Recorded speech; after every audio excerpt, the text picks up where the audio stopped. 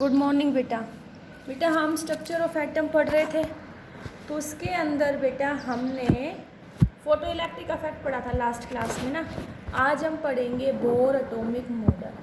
ठीक है, तो बोर एटॉमिक मॉडल के मेन पोस्टुलेट्स क्या थे। उसने कहा in centre of atom a massive core. Massive means इसका मास ज़्यादा, कोर मीन्स सेंटर में क्या प्रेजेंट होता है, न्यूक्लियस। उस न्यूक्लियस के अंदर protons and neutrons are present. बेटा यही बात रदरफोर्ड ने बताई थी। रदरफोर्ड ने भी यही कहा था, in centre of atom nucleus is present in which protons and neutrons are present. Yes और नो? फर्स्ट पॉइंट क्लियर हुआ। सेकंड क्या पोस्टुलेट बताया बोर ने? बोर ने कहा कि जो इलेक्ट्रॉन्स होते हैं they will revolve around the nucleus in certain discrete orbit. इससे पहले रदरफोर्ड ने क्या कहा था बेटा? रदरफोर्ड ने तो ये कहा था कि in centre nucleus is present and in nucleus protons and neutrons are present and electrons will revolve around the nucleus. Yes और नो? तो बेटा न्यूक्लियस इलेक्ट्रॉन्स पे कैसा चार्ज, नेगेटिव, न्यूक्लियस पे पॉजिटिव। तो एक कुछ टाइम ऐसा है कि ये इलेक्ट्रॉन न्यूक्लियस के अंदर इम्बेडेड हो जाएगा। लेकिन बोर ने ऐसा नहीं कहा। बोर ने कहा कि इलेक्ट्रॉन रिवॉल्व करते हैं न्यूक्लियस के चारों तरफ, but in A discrete orbit. किसमें? डिस्क्रीट ऑर्बिट में। यस और नो? तो बोर ने क्या कहा? बोर ने कहा the electron in an atom, the electron in an atom revolve around nucleus in certain discrete orbit. discrete means बेटा जिनकी वैल्यू फिक्स्ड हो, discrete orbit. such discrete orbit are known as stable orbit. उन discrete orbit को हम क्या बोलेंगे? stable orbit, non radiating orbit और stationary orbit. One by one in सभी के मीनिंग बताऊंगी बेटा। stationary orbit देखो क्या कहा उसने कहा in centre nucleus is present, और न्यूक्लियस के अंदर क्या प्रेजेंट होंगे बेटा? प्रोटॉन और न्यूट्रॉन।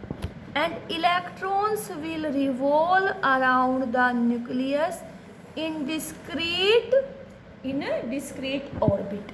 ये हमारे क्या है? ऑर्बिट है। तो इन ऑर्बिट्स में क्या होंगे बेटा? इलेक्ट्रॉन रिवॉल्व करते हैं, इलेक्ट्रॉन रिवॉल्व करेंगे। ठीक है, इनको हमने नॉन रेडिएटिंग ऑर्बिट क्यों बोला? बेटा देखो यहाँ पे ये इलेक्ट्रॉन प्रेजेंट है, ये अपने आप ना तो एनर्जी को गेन कर सकता ना लॉस कर सकता। Means it will neither absorb energy nor emit energy. इसलिए हम इनको हमने क्या बोला बेटा? क्या बोला? Non radiating orbit. ठीक है, दूसरा हमने इनको बोला स्टेशनरी ऑर्बिट। स्टेशनरी क्यों बोला? क्योंकि बेटा हर ऑर्बिट के अंदर एनर्जी क्या है? फिक्स्ड है। देखो ये क्या है? n is equal to 1, n is equal to 2, n is equal to 3। तो ये सारे क्या है? ऑर्बिट, और इन ऑर्बिट में एनर्जी क्या है? फिक्स्ड। तो इसको हम बोलते हैं k, l, m, सेल्स बोलते हैं ना। ओके, तो मैंने क्या बताया? मैंने तुम्हें बताया कि in centre nucleus is present in which protons and neutrons are present and electrons will revolve around the nucleus in discrete orbit. These orbits are non-radiating orbit and stationary orbit. Yes or no? उसके बाद देखो third point बेटा, these postulates are very important. Third postulates देखो, third postulate में कहा गया an electron can move in those permissive orbit in which angular momentum is an integral multiple of h/2 ये कहा गया कि इलेक्ट्रॉन उन्हीं ऑर्बिट्स में घूमेगा जिनका एंगुलर मोमेंटम इंटीग्रल मल्टीपल होगा किसका, h/2। देखो बेटा, तुमने 9th क्लास में पढ़ा होगा, ये हमारे पास कोई ऑब्जेक्ट है जिसका मास m है, वेलोसिटी v है, तो तुम यहाँ पे इसका लीनियर मोमेंटम निकालते हो या एंगुलर मोमेंटम निकालते हो, बताओ, अरे बताओ, यहाँ तुम इसका निकालते हो लीनियर मोमेंटम। तो इसका लीनियर मोमेंटम याद करो बेटा, जिसको तुम p से लिखते थे, p = mv लिखते थे। अब देखो, मैंने कहा कोई ऑब्जेक्ट है, कोई इलेक्ट्रॉन है जिसका मास m है, वो v वेलोसिटी से घूम रहा है और वो एक सर्कल में घूम रहा है जिसकी रेडियस है r। रेडियस कितनी है, r। तो यहाँ से इसका एंगुलर मोमेंटम लिखोगे, क्या लिखोगे बेटा, एंगुलर मोमेंटम। तो एंगुलर मोमेंटम किसके इक्वल आएगा, लीनियर मोमेंटम इनटू रेडियस। तो ये क्या आ जाएगा, mvr। क्या आ जाएगा, mvr। यस और नो, एंगुलर मोमेंटम क्लियर हुआ क्या होता है। तो इसमें कहा गया कि इलेक्ट्रॉन उन्हीं ऑर्बिट में घूमेगा जिसका एंगुलर मोमेंटम इंटीग्रल मल्टीपल होगा किसका, h/2। मीन्स यहाँ से हमारे पास क्या आएगा, mvr = nh/2। तो यहाँ पे n की वैल्यू क्या होगी बेटा, 1 2 3। ये इंटीग्रल मल्टीपल होगी, कभी भी फ्रैक्शन में नहीं होगी।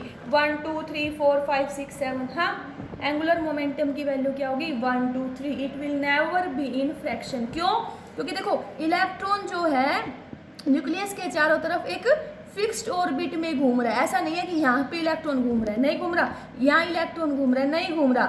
इलेक्ट्रॉन हमेशा एक फिक्स्ड ऑर्बिट में घूमते हैं। ओके, क्लियर हुआ। तो m यहाँ पे क्या है, m होगा हमारा मास ऑफ इलेक्ट्रॉन। m क्या है, मास ऑफ इलेक्ट्रॉन, जिसकी वैल्यू आती है 9.1 × 10⁻³ kg। बेटा मास ऑफ इलेक्ट्रॉन तुम्हें पता होना चाहिए। v क्या होती है, v है velocity of electron in its orbit. Velocity of electron in its orbit. r क्या है बेटा, r है radius of orbit. Okay, n is the integer. n क्या है यहाँ पे, n इंटीजर है जिसकी वैल्यू होगी 1 2 3 4 5 so on so। h is Planck's constant जिसकी वैल्यू होगी 6.626 × 10⁻34 जूल सेकेंड। पाई की वैल्यू सभी को पता है 22/7।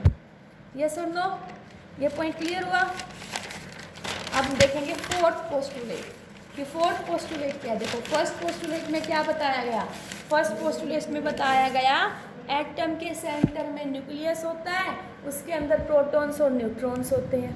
फिर बताया गया कि जो इलेक्ट्रॉन्स हैं वो रिवॉल्व करते हैं around nucleus in discrete orbit. हाँ, फिर बताया गया कि electron will revolve only in those orbits in which angular momentum is integral multiple of h/2। ठीक है, उसके बाद फोर्थ पॉइंट देखो बेटा। फोर्थ पॉइंट में ये कहा गया कि एमिशन और absorption of radiation takes place when electron jumps from one stationary orbit to another. तब इलेक्ट्रॉन एक स्टेशनरी ऑर्बिट से दूसरे में जाएगा, तभी एनर्जी का एमिशन और एब्जॉर्प्शन होगा। तो फोर्थ पॉइंट क्या बताया गया, the emission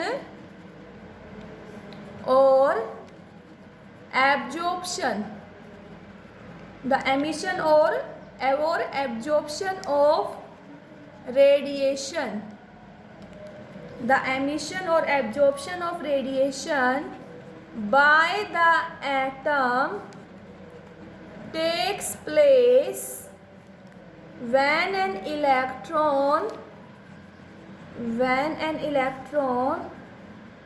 jumps from one stationary orbit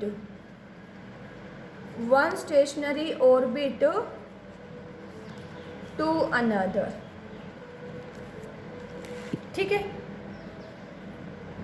देखो बेटा, जैसे मैंने कहा ये न्यूक्लियस है, ठीक है, this is the first orbit, this is the second orbit, this is the third orbit. Okay, और यहाँ कोई इलेक्ट्रॉन प्रेजेंट है, ये इलेक्ट्रॉन है बेटा। ये इलेक्ट्रॉन अपने आप ना तो इस वाले ऑर्बिट में आ सकता है ना इस ऑर्बिट में आ सकता है। मीन्स इलेक्ट्रॉन कभी भी अपना ऑर्बिट अपने आप चेंज नहीं करेगा। If you supply energy to the electron, अगर मैं इस इलेक्ट्रॉन को एनर्जी दूंगी तो एनर्जी देने के बाद they will goes to the higher orbit. वो कहाँ चला जाएगा? हायर ऑर्बिट में चला जाएगा। अगर मैं इस इलेक्ट्रॉन से एनर्जी को क्या करूँगी? Emit, then it goes to the lower orbit. Okay, ये क्लियर हुआ? इसमें बताया गया कि एमिशन और एब्जॉर्प्शन रेडिएशन का एटम से तभी होगा तब इलेक्ट्रॉन एक स्टेशनरी ऑर्बिट से दूसरे ऑर्बिट में जंप करेगा। ओके, अपने आप नहीं करता, हमें उसको एनर्जी क्या तो देनी पड़ेगी या लेनी पड़ेगी। अगर हम उसको एनर्जी देंगे तो वो हायर ऑर्बिट में जाएगा, और वहाँ से अगर हम एनर्जी को क्या करेंगे? एमिट करेंगे तो वो लोअर ऑर्बिट में जाएगा।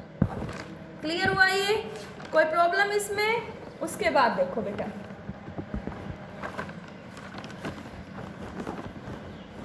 देखो मैंने तुम्हें ये कहा कि ये इलेक्ट्रॉन है, इस इलेक्ट्रॉन को मैंने एनर्जी दी तो ये क्या करेगा बेटा? It will goes to higher energy level.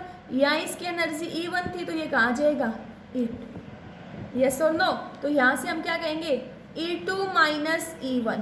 ये हमारे पास क्या आ गया? Delta E। डेल्टा E क्या आ गया? Change in energy. क्या आ गई? डेल्टा E क्या हो गया? चेंज इन एनर्जी हो गया।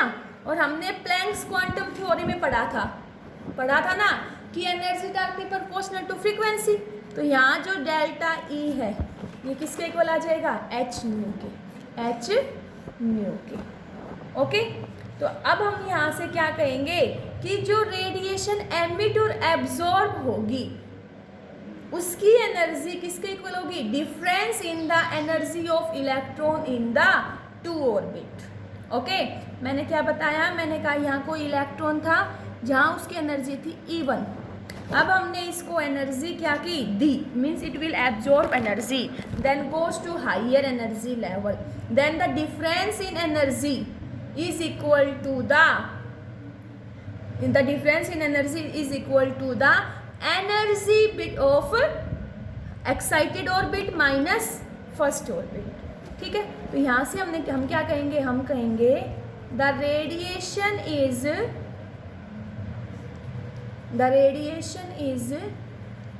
emitted or absorbed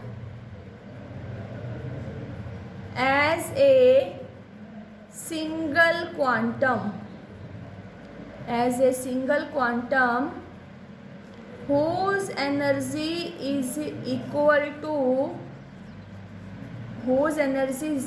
to difference in energy of the electron into orbit involved। yes or no? अब बेटा जो लोवेस्ट एनर्जी स्टेट होती है उसको हम बोलते हैं ग्राउंड स्टेट। जैसे ये देखो, ये मैंने कहा n is equal to 1, n is equal to 2, n is equal to 3। तो लोवेस्ट एनर्जी स्टेट क्या होगी? n is equal to 1। तो इसको हम क्या बोलेंगे? इसको हम बोलेंगे ग्राउंड स्टेट। क्या? Ground state. But when an electron absorb energy, अब इस इलेक्ट्रॉन, यहाँ देखो बेटा n, यहाँ देखो दोबारा से बता देती हूँ। ये हमारे पास न्यूक्लियस है, ये इसकी फर्स्ट सेल है, ये सेकंड सेल। यहाँ पे n इज इक्वल टू 1 है, this is known as ground state. n is equal to 1 है तो इसको हमने बोला ग्राउंड स्टेट। ठीक है, तो ग्राउंड स्टेट में कोई एटम है तो ग्राउंड स्टेट क्या होती है? कि is the state of lowest energy. Ground state में एनर्जी क्या होगी? कम होगी। When an electron jumps absorbs energy, अगर यहाँ पे ये इलेक्ट्रॉन है, इस इलेक्ट्रॉन को मैं एनर्जी दे दूँ, इलेक्ट्रॉन एनर्जी एब्जॉर्ब करने के बाद कहाँ जाएगा बेटा? एक्साइटेड स्टेट में। तो n इज इक्वल टू कितना हो गया? 2। तो ये क्या हो गई? Excited state. This is the excited state of the electron. ठीक है, एक्साइटेड स्टेट में आ गया। लेकिन एक्साइटेड स्टेट में वो थोड़ी देर के लिए रहेगा, उसके बाद तब उसकी एनर्जी ग्राउंड स्टेट के बराबर हो जाती है, then it will again goes to ground state. क्योंकि हर कोई भी इलेक्ट्रॉन है वो अपनी ग्राउंड स्टेट में ही स्टेबल रहता है, लेकिन हम उसको एनर्जी दे देते हैं, then it goes to excited state, after some time it will comes back to ground state. ये बात क्लियर हुई बेटा? मैंने तुम्हें ये बताया कि जो लोवेस्ट एनर्जी स्टेट है उसको हम बोलते हैं ग्राउंड स्टेट। ठीक है, अगर कोई इलेक्ट्रॉन ग्राउंड स्टेट में है, हमने उसको एनर्जी दी, तो बेटा एनर्जी एब्जॉर्ब करेगा, then it goes to higher state, तो उसको हमने क्या बोला? Excited state. हाँ, उस एक्साइटेड स्टेट में वो थोड़ी देर के लिए स्टेबल रहेगा, जैसे ही वो अपनी एनर्जी को लॉस कर देगा, then it will comes back to the ground state, because we know that every electron will stable only in ground state, but when it absorb energy goes to higher energy state and after some time it comes back to ground state। Okay, अब बेटा यहाँ देखो हम कुछ फॉर्मूले पढ़ेंगे, वैसे तो इनका डेरिवेशन करवा दूंगी लेकिन बेटा सिलेबस में नहीं है, सिर्फ हमें फॉर्मूले पता होना चाहिए, तो तुम फॉर्मूले याद कर लेना, डेरिवेशन तुम्हारे सिलेबस में नहीं है। जैसे अगर तुम्हें रेडियस ऑफ एटम निकालनी है, रेडियस ऑफ एटम निकालना बेटा फॉर्मूला आएगा R is equal to 0.529 n square by z angstrom. This is the formula to find radius of atom. R is equal to 0.529 n square upon z। तो R तो क्या हो गई बेटा? Radius of atom. ठीक है, n क्या हो गया? n हो गया नंबर ऑफ ऑर्बिट। भाई फर्स्ट ऑर्बिट है, सेकंड ऑर्बिट है, थर्ड ऑर्बिट है। अगर हम बात करें ना तो किसी भी एटम में ऑर्बिट्स इनफाइनाइट होते हैं। ठीक है, ये बात अलग है कि कहाँ तक ऑर्बिट्स फिल हुए, वो डिपेंड करेगा कौन सा एटम है और उस एटम के अंदर कितने इलेक्ट्रॉन्स हैं। अगर हमसे ये पूछे ना how many orbits are exist for an atom, तो इनफाइनाइट नंबर में ऑर्बिट्स होते हैं बेटा। तो n क्या हो गया? Number of orbit. z क्या हो गया? Atomic number. ओके, जैसे मैं कहूँगी हाइड्रोजन एटम के लिए बताओ, for hydrogen atom, hydrogen atom है तो z कितना हो जाएगा? 1 for hydrogen atom in first orbit. First orbit है तो बेटा n की वैल्यू भी 1, तो हाइड्रोजन के लिए रेडियस कितनी आई? 0.529 angstrom। It is the radius of hydrogen atom in first state, means ground state। Okay, clear हुआ ये? उसके बाद देखो, अगर तुमसे ये कहें find radius of hydrogen in second orbit, second orbit में बताओ हाइड्रोजन की रेडियस कितनी होगी? तो बेटा देखो z की वैल्यू तो 1 हाइड्रोजन के लिए, लेकिन सेकंड ऑर्बिट में तो n कितना लोगे? 2। तो फॉर्मूला क्या था? R is equal to 0.529 n square by z angstrom. Value put करोगे तो R is equal to 0.529 into 4 angstrom. Clear हुआ? उसके बाद देखो, अगर तुमसे ये कहा जाए find velocity of an electron, find velocity of an electron in a shell, किसी शेल में क्या निकालो? वेलोसिटी निकालो, किसकी? इलेक्ट्रॉन की। तो वेलोसिटी ऑफ एन इलेक्ट्रॉन निकालने के लिए फॉर्मूला आएगा बेटा v is equal to 2.188 into 10 की power 6 z by n metre, sorry बेटा z by n metre per second. This is the formula to find velocity. ठीक है, उसके बाद energy of an electron, energy of an electron. तो बेटा total energy of electron in a particular orbit किसके equal होगी? Potential energy. Total energy किसके equal होगी? Potential energy plus kinetic energy. तो यहाँ बेटा देखो पूरा डेरिवेशन नहीं करवा रही, डायरेक्ट फॉर्मूला बता रही हूँ। तो फॉर्मूला क्या होगा? जो एनर्जी है it will be -13.6 z square by n square EV per atom. अगर इलेक्ट्रॉन वोल्ट में है तो क्या यूज़ करेंगे? फॉर्मूला होगा -13.6 z square by n square EV per atom. अगर हमारी एनर्जी किलो कैलोरी में है तो फॉर्मूला आएगा 313.6 z square by n square kilo calorie per mole. अगर हमारी एनर्जी जूल पर एटम में है तो बेटा -21.8 इंटू 10 की power -19 Z square by N square kilo joule, sorry बेटा जूल पर एटम।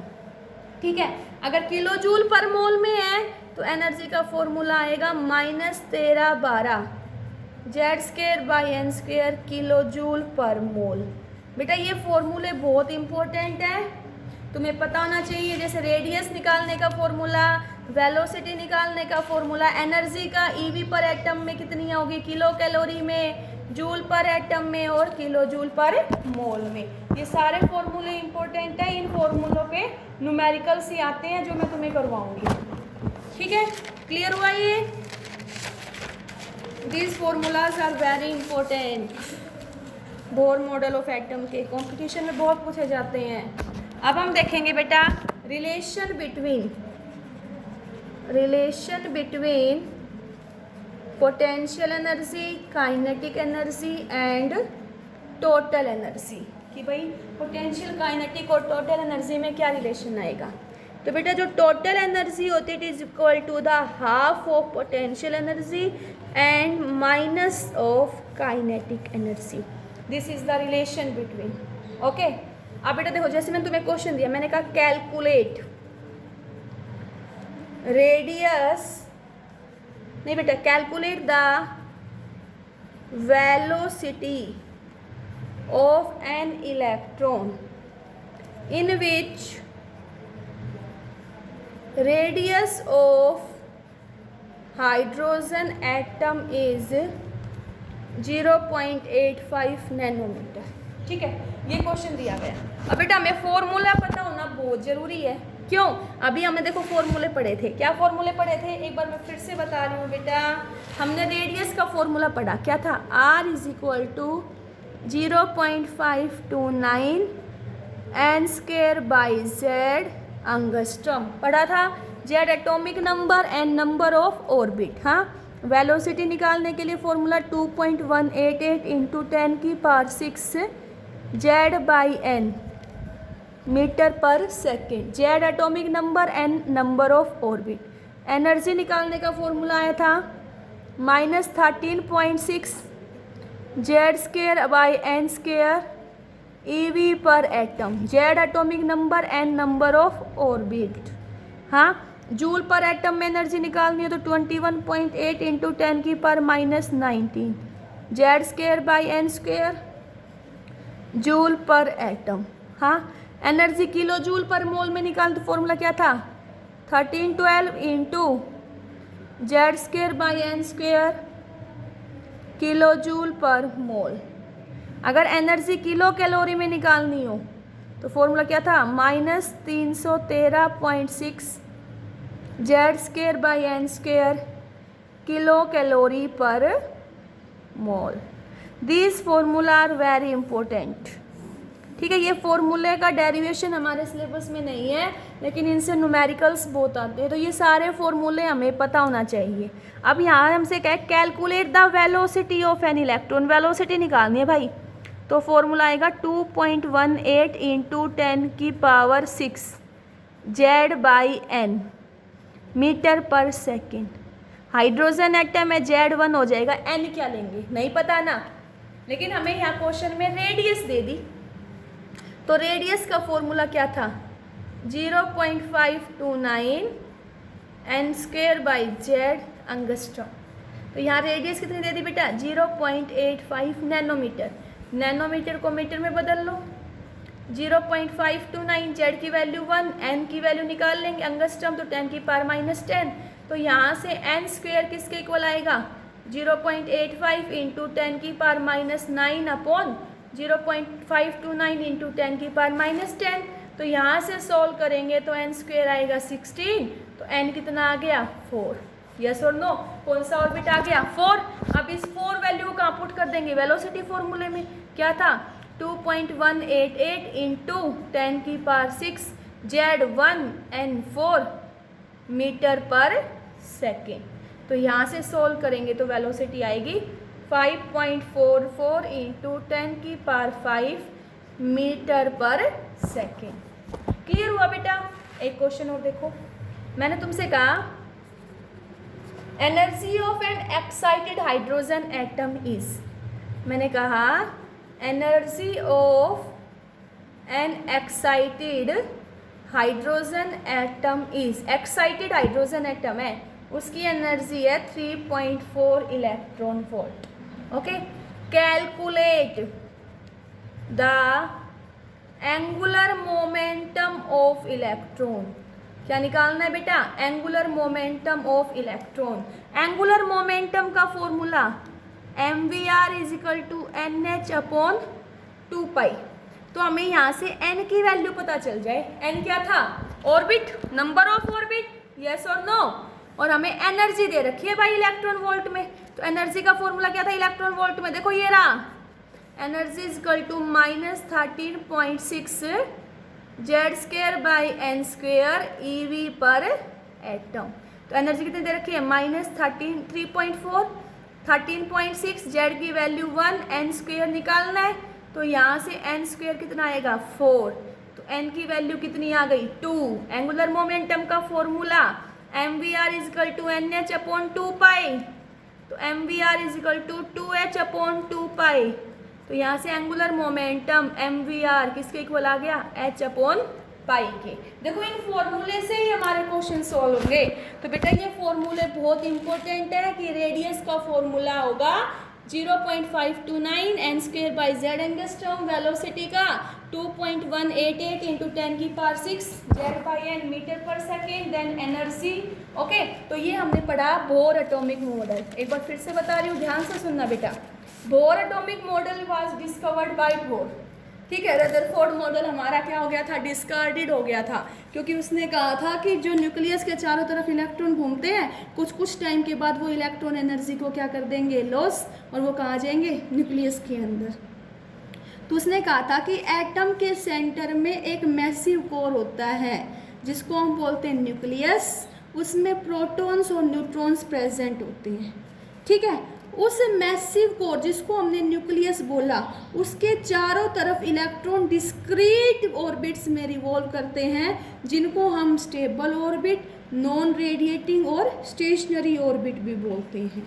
फिर कहा कि इलेक्ट्रॉन जो होते हैं वो उन्हीं ऑर्बिट्स में मूव करते हैं जिनका एंगुलर मोमेंटम इंटीग्रल मल्टीपल हो h अपॉन 2 का। तो यहाँ से एंगुलर मोमेंटम क्या आया?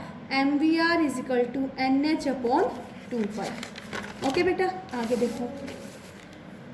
जैसे ये कोई इलेक्ट्रॉन है, ये अपने आप अपने ऑर्बिट को चेंज नहीं कर सकता। अगर हम इसको एनर्जी देंगे then it goes to higher energy level, but when अगर हम यहाँ से एनर्जी को एमिट करेंगे then it goes to lower energy level, and the change in energy is equal to E2 minus E1, and through the Planck's quantum number we know that delta E is equal to h new.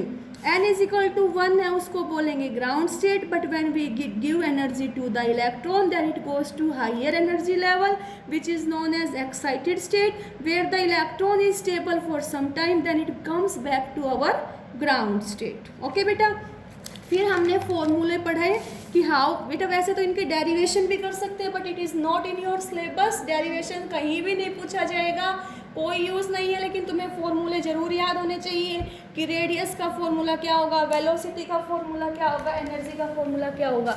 It's all about bore atomic model. Okay बेटा, thank you.